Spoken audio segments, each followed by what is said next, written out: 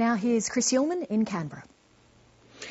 Well, another day, another fight. The Food and Grocery Council has joined 44 other lobby groups and businesses in an attack on the carbon tax.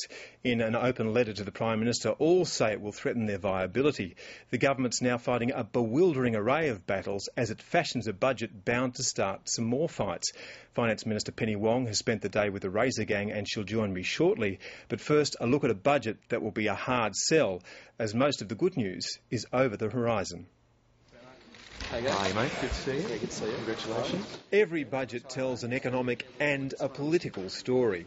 And the numbers and politics of this one are trickier than most. The global financial crisis was not a drama for our economy. It was and is still a drama for the budget. In the next few weeks, a government that's bad at telling tales will have to weave a complex one.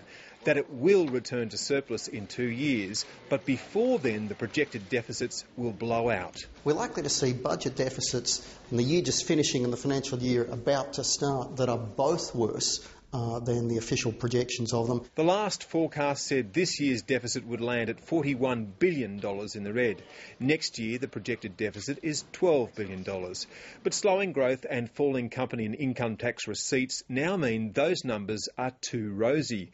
With the budget just weeks away, this year's deficit will be worse. Looking at the budget as a rolling 12-month total, at its worst, it was a little bit over $60 billion in deficit.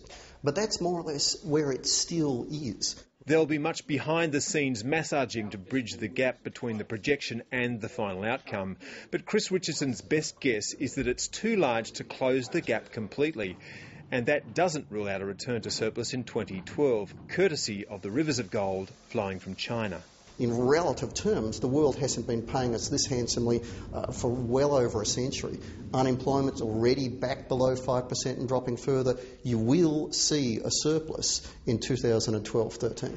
But that's 2 years off. Between now and then, the coalition can simply argue that we shouldn't listen to what the government says, but what it does. The line's already written. If you look at the field evidence, people are very disappointed with this government. The complex budget story is another headache to add to a long list that grows daily. So we're worried that food and groceries manufactured in Australia will be less competitive on Australian supermarket shelves, which of course will cost jobs. 45 organisations have written to the Prime Minister arguing that a carbon tax threatens their viability.